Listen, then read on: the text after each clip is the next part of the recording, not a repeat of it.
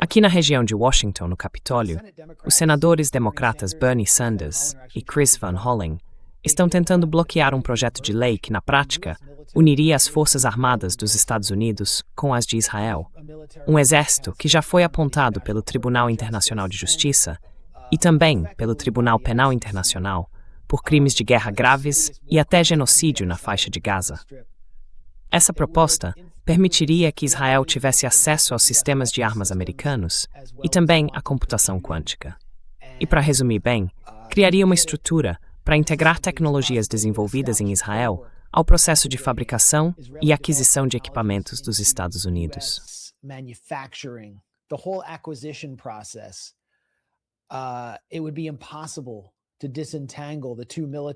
Seria impossível separar as duas forças armadas se esse projeto de lei fosse aprovado, a seção 224 da NDAA.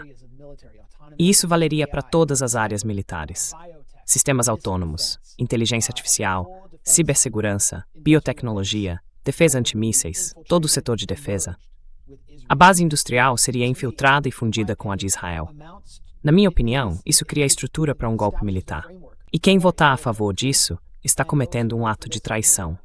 Por isso, eu quis chamar a atenção para esse projeto que não está recebendo a atenção que merece. E pensei que a pessoa mais adequada para falar sobre isso, a mais articulada para discutir o tema, seria meu bom amigo, ex-deputado e ex-candidato à presidência pelo Partido Democrata, Dennis Kucinich. Dennis, seja bem-vindo ao The Gray Zone.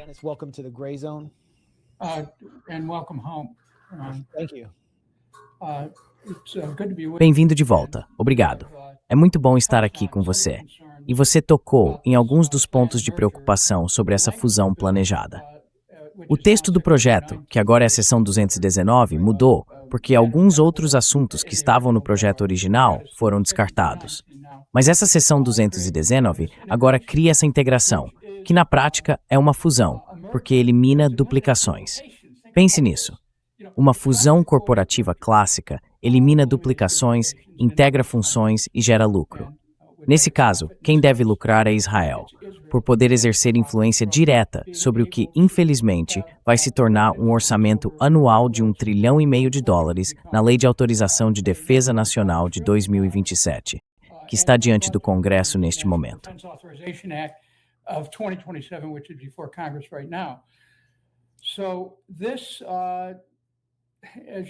Então, como você mencionou, isso não tem recebido muita atenção. Mas, pelo que entendi, hoje à noite, o Senado tentou encerrar o debate sobre a Lei de Autorização de Defesa Nacional e não conseguiu. Ou seja, ainda há uma disputa tanto no Senado quanto na Câmara sobre se alguma das versões do projeto vai chegar ao plenário de uma das casas do Congresso.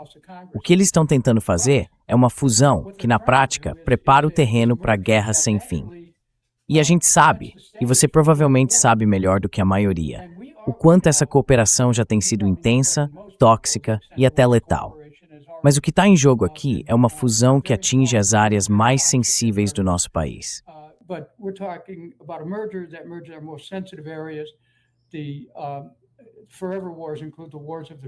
As guerras sem fim incluem também as guerras do futuro, que vão ser cada vez mais tecnológicas.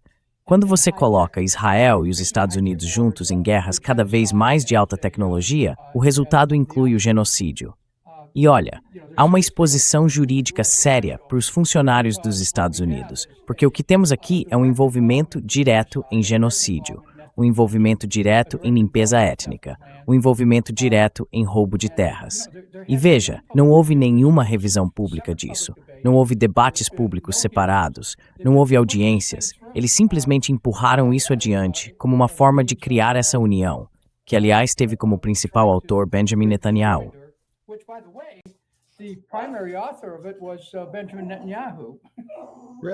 Sério? Bom, pelo Tom Cotton, que é um dos maiores instrumentos do lobby de Israel. E eu estou ouvindo seu cachorro protestando aí. Esse aqui é o cachorro da paz. Bom, enquanto a gente conversa com o Dennis Kucinich sobre a seção 219, Ele tá levando os cachorros para fora e se ajeitando por aí. O Dennis, se não me engano, acabou de participar do programa do Tucker para falar sobre isso e publicou um ótimo artigo no Sheer Post, no site do Bob Sheer, explicando os perigos desse projeto de lei. Acho que o Dennis já voltou. Então, como você estava dizendo, basicamente o Benjamin Netanyahu escreveu esse projeto. E o momento em que ele aparece não poderia ser mais revelador. Isso acontece num período em que as relações entre os Estados Unidos e Israel estão mudando, porque o público americano, no geral, já se cansou de Israel. Só resta um grupo que ainda apoia o país. O pessoal acima dos 50, os chamados boomers da Fox, dentro do Partido Republicano. Todo o resto está se afastando. Então, o que esse projeto faria na prática seria algo que, dá para dizer, é até mais eficaz para consolidar essa chamada relação especial do que os quase 400 bilhões de dólares em ajuda que os Estados Unidos já deram a Israel desde 1948. É disso que se trata, de impedir que os Estados Unidos algum dia consigam se desvincular desse apego tão intenso a Israel. Passionate attachment to Israel? Absolutely. What this does is Com certeza. Olha, o que isso faz, do ponto de vista prático, é permitir que Israel reabasteça suas armas sob a cobertura dos Estados Unidos, certo? E também reduz os custos operacionais para uma guerra longa. Agora, você mencionou na introdução como o conflito regional está se transformando cada vez mais numa guerra regional de fato. Pois é. Se a gente olhar algumas declarações recentes de autoridades israelenses, dá para ver que eles já estão começando a medir forças, até com a Turquia. Há disputas por território na Síria e cada um tem seus próprios planos para parte daquela região. E até sabe, existe uma paz fria, se é que dá para chamar assim, entre Israel e o Egito. A Península do Sinai continua sendo um ponto de disputa, uma questão tanto para o Egito quanto para Israel.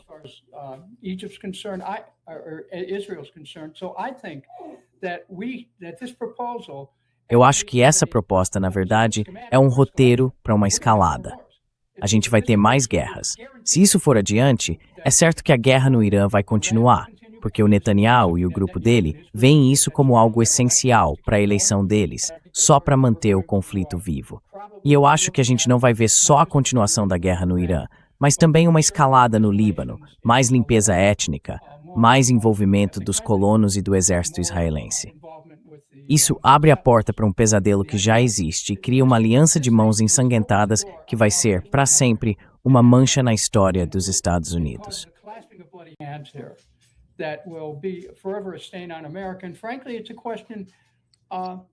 E sinceramente, Max, isso é uma questão de soberania. Eu acho que isso é um golpe na soberania americana.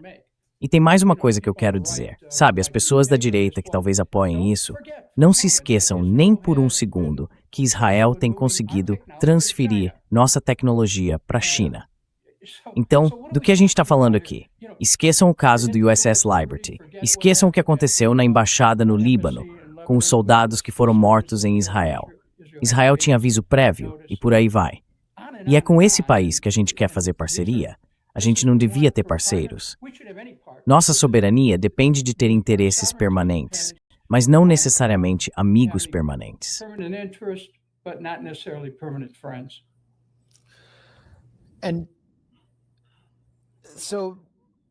Então, Israel é um dos países mais repressivos do planeta.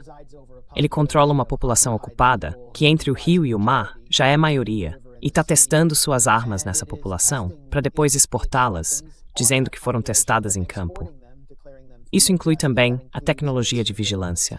A Unidade 80 e 200 de Israel se infiltrou fortemente no Vale do Silício, com centenas e centenas de veteranos dessa unidade. Chegou até a se infiltrar na mídia dos Estados Unidos, por meio da figura do Barak Ravid, do Axios. A infiltração é tão profunda que isso levaria o nível de penetração israelense a um novo patamar. E a pergunta é, sob um governo como o de Trump, que persegue a esquerda e seus inimigos políticos de forma sem precedentes, será que isso permitiria ao governo americano usar essa tecnologia israelense de vigilância, essa tecnologia de morte, contra inimigos políticos dentro do próprio país? I think it opens up the door for that. because we're not just integrating. Eu acho que isso abre espaço para esse tipo de coisa, porque a gente não está só integrando capacidades ofensivas ali, a gente está importando valores também. Quando você olha para o fato de que algumas autoridades do ICE foram treinadas pelas Forças de Defesa de Israel, e que já houve treinamento de policiais locais, agentes que foram para Israel para receber esse tipo de instrução, dá para ver o caminho que isso pode tomar. E se a gente começar a juntar essas tecnologias, por exemplo, os drones, né? Esses drones podem acabar sendo usados na segurança interna, drones armados. A gente já vê o ICE se tornando uma força letal nas ruas americanas. E se começarem a caminhar para um modelo de policiamento com drones, porque esses drones já são onipresentes em Gaza e na Cisjordânia, e estão se tornando comuns também no Líbano, quem garante que se esses são os nossos parceiros, isso não vai acontecer aqui também?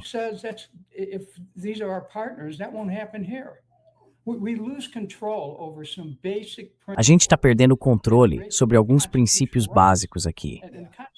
E os direitos e princípios constitucionais, Max, não são só, sabe, aqueles artigos individuais que a gente conhece. Tem também questões específicas sobre o papel do comandante-em-chefe, que precisa ter autoridade sobre as Forças Armadas em tempos de guerra. Mas os membros das Forças Armadas juram defender a Constituição dos Estados Unidos. Israel nem tem uma Constituição, só leis básicas. Eles não vão defender os interesses dos Estados Unidos da América. Isso é, na verdade, uma tentativa de introduzir interesses que acabariam tomando o lugar do modo de vida americano. Quer dizer, a gente tem nossos próprios problemas aqui, sem dúvida. E eu não gosto das nossas políticas no Oriente Médio. Passei a minha carreira no Congresso questionando essas políticas quase todos os dias.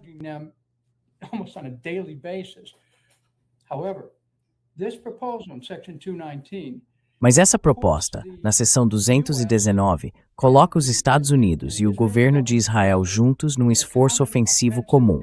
Ela fortalece a resistência das armas, aprofunda a inteligência e aumenta a capacidade de mira com inteligência artificial. Os Estados Unidos dão cobertura para Israel no que eles fazem. Existe uma dissuasão diplomática aí.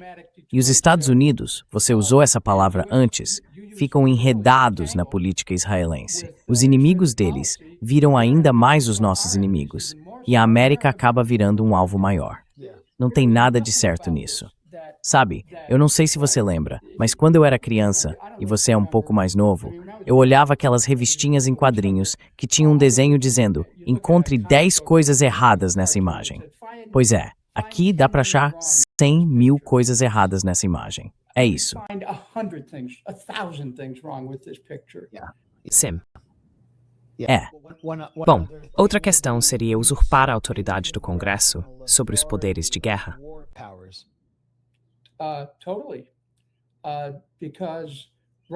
Com certeza. Porque neste momento, o Congresso, ao focar apenas nos poderes de guerra, na própria lei dos poderes de guerra, não tem sido bem sucedido. Sejamos francos. Se você quer parar uma guerra, corta o financiamento. Ponto final. É assim que se para uma guerra. A Suprema Corte basicamente entende isso em algumas das suas decisões. Eu processei 3 presidentes diferentes por questões ligadas aos poderes de guerra. E no fim das contas, a conclusão é essa: corte os recursos. Se Israel estiver dentro do governo e Israel se tornar um parceiro do atual Departamento de Guerra dos Estados Unidos, nunca veremos o fim das guerras. E o Congresso nem vai ter mais condições de rever as políticas, porque depois que isso passar, a ideia de fiscalização vai se tornar ultrapassada. Tudo nisso é opaco. A DARPA, opaca. A guerra cibernética, opaca. A inteligência, opaca. O desenvolvimento estratégico, opaco. Então, isso é mais magistrostrdska do que cointank.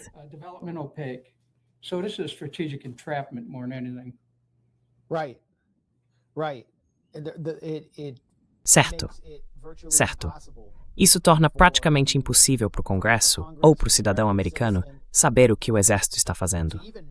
Tem também outra parte sobre integração de inteligência, onde os Estados Unidos são obrigados a compartilhar níveis sem precedentes de informações com um país, Israel, que, segundo autoridades americanas do governo Trump, está espionando os Estados Unidos num ritmo também sem precedentes. Essas autoridades dizem que Israel está mirando o governo Trump por medo de que ele se retire da guerra com o Irã. Essa espionagem está em níveis críticos. Basicamente, a gente entrega de bandeja dados de segurança nacional. Essentially, we just hand over national security data. Well, then they won't have to steal it, right? You just Yeah. give it away. Bom, então eles não vão precisar roubar, né? Você simplesmente entrega de graça. Quer dizer, que perda de tempo. Que jeito de resolver espionagem e cleptomania. Então, olha, eu acho que, enfim, não é isso que a gente deveria estar defendendo. Mas se a gente for mais fundo nas questões de direitos humanos, de moral, de ética, eu sei que essas ideias parecem coisa de uma agenda antiga. Só que, na verdade, os Estados Unidos precisam começar a lidar com as violações da lei, com o genocídio aberto, e sabe, com essa atitude de que eles nem se importam mais com isso, o IDF, o governo israelense. E, infelizmente, boa parte do público israelense apoia isso.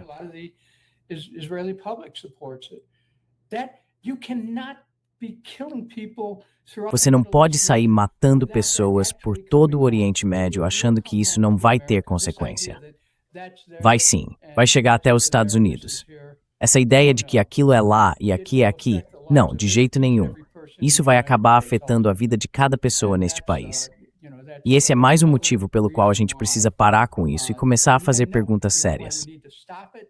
Como é que isso chegou tão longe sem nenhum debate público aberto? Simplesmente colocaram dentro de um projeto de lei, esconderam ali no meio e pronto, tudo certo, tudo bem. O Netanyahu esteve no programa Meet the Press outro dia, elogiando as virtudes desse projeto e dizendo como ele vai ser ótimo para Israel e ótimo para os Estados Unidos.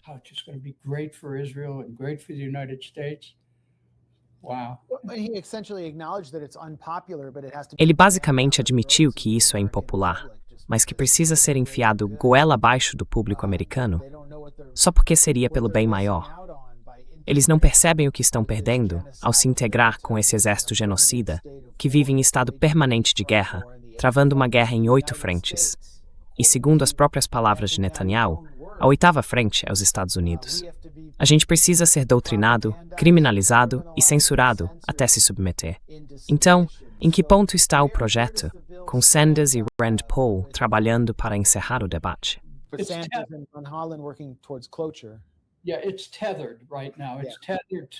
Por enquanto, está amarrado. No Senado, está vinculado a uma votação de encerramento de debate. E na Câmara, há uma regra que precisa ser aprovada sem o Save America Act anexado. O motivo de ter sido rejeitado na última votação é que ainda não houve uma votação isolada sobre a seção 219.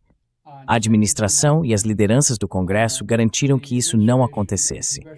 Eles não querem isso, não querem expor ninguém e obrigar os parlamentares a votar em algo que possa ser interpretado como, digamos, um ato de traição contra os Estados Unidos da América. Então, querem incluir isso dentro do projeto maior. E tanto na Câmara quanto no Senado ainda não chegaram lá. E não dá para saber, a gente não tem certeza. Pode ser que nem cheguem a esse ponto. Sabe, isso pode acabar ficando para depois do recesso.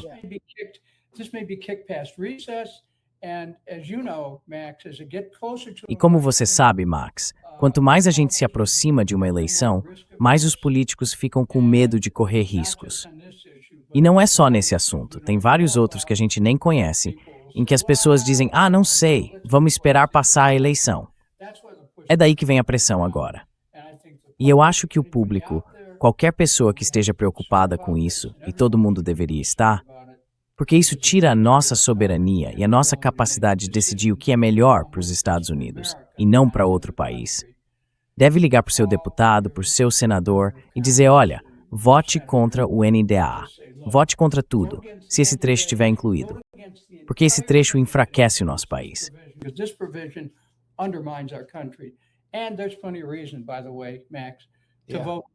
A gente não pode deixar isso acontecer. Tem que haver uma reação em todo o país. As pessoas precisam entender que a nação está em risco.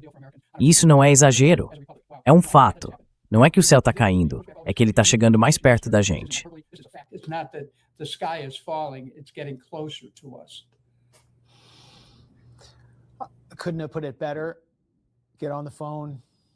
Não poderia ter dito melhor. Pega o telefone. Faz o que puder para pressionar o seu representante. A A gente talvez vá até o Capitólio amanhã para fazer algumas perguntas. E quem sabe a gente passe na casa do Lindsey Graham. Não sei o que está acontecendo por lá. O que eu sei é que não vai ter tanta gente de luto quanto eu vi em Teherã pelo líder deles. Eu queria te fazer rapidinho uma ou duas perguntas políticas sobre o futuro que a gente tem pela frente aqui. Já que você foi candidato à presidência, foi prefeito, foi deputado, fez parte do Partido Democrata e provavelmente foi um dos últimos democratas em quem eu poderia talvez apoiar.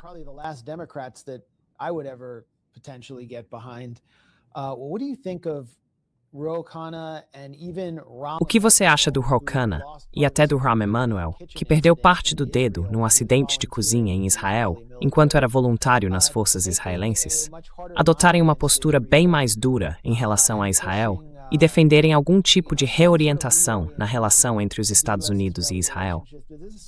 Isso indica uma mudança real de política dentro do Partido Democrata? Ou eles estão só tentando encobrir a contradição entre a base do partido, que quer sanções de verdade contra Israel, que quer um embargo real de armas, e uma liderança que continua presa aos grandes dores, incluindo o AIPAC?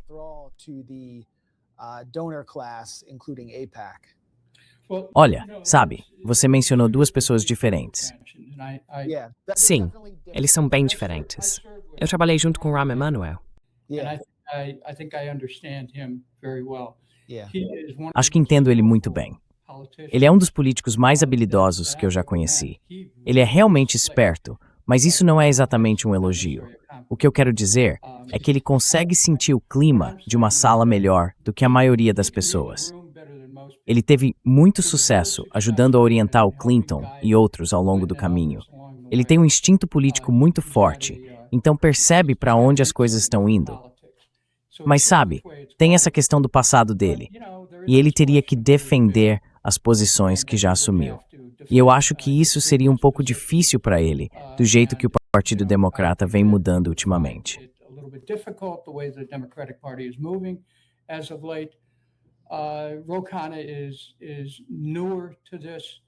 O Ro Khanna é mais novo nesse meio, e ele está sendo questionado agora pela esquerda sobre aquela coisa de será que isso é só uma forma de sionismo liberal? Mas eu acho importante que ele tenha se aliado ao Tom Massie, porque isso deu um ar de esforço bipartidário às iniciativas do Massie. O Massie é um dos políticos mais únicos dessa geração, talvez, porque ele não é comprado, não é controlado e tem enfrentado de frente exatamente esses interesses de que a gente está falando aqui. Então, para onde eu acho que tudo isso vai? Olha, o Rahm Emanuel tem as conexões e o entendimento para ser um candidato sério. Mas eu não sei, considerando o histórico dele, até onde ele vai conseguir chegar.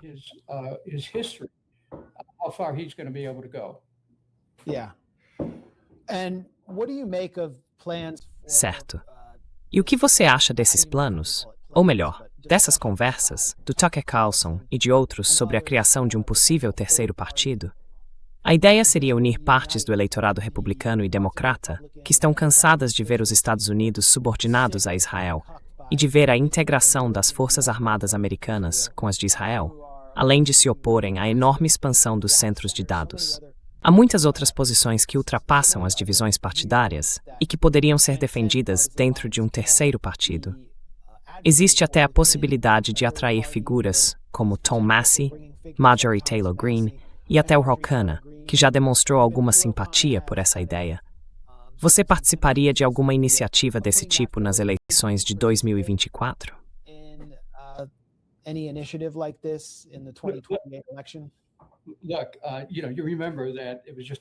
Olha, você sabe, lembra que faz só alguns anos que eu me candidatei ao Congresso como independente. Eu até poderia ter tido uma chance de ser eleito como democrata, mas eu acho que esse sistema de dois partidos precisa ser desafiado, porque virou um duopólio, com grupos de interesse comprando os dois lados, e no fim das contas não há muita diferença entre eles. Então, eu acho que o Tucker Carlson despertou uma conversa nacional que já estava mais do que na hora de acontecer. E ele fez isso com integridade. Às vezes, é a pergunta certa que salva o país. Às vezes, as pessoas só querem saber por que a gente está fazendo isso. E é daí que começa a discussão. E ele vem construindo esse debate. Então, será que vai surgir um novo partido político? So, will there be another political party? I don't know, but look, Eu não sei. Mas olha, o que está acontecendo, tanto à esquerda quanto à direita, é que as pessoas estão percebendo uma união de interesses aqui, em torno da Constituição dos Estados Unidos, da liberdade de expressão, do direito de estarmos protegidos contra buscas e apreensões injustificadas. Você sabe um pouco sobre isso recentemente? E da igualdade perante a lei. Então eu acho que estamos vendo as pessoas entenderem que esses valores em que acreditamos, quando pensamos na América, estão sob ameaça. E já não se trata mais de ser democrata ou republicano. Existe algo maior aqui, ligado à própria mitologia da América. A América que queremos ver acontecer, que acreditamos ser possível, mas que não dá para construir a partir de uma postura partidária contra a outra. but we can't do it from one partisan pose as opposed to the other.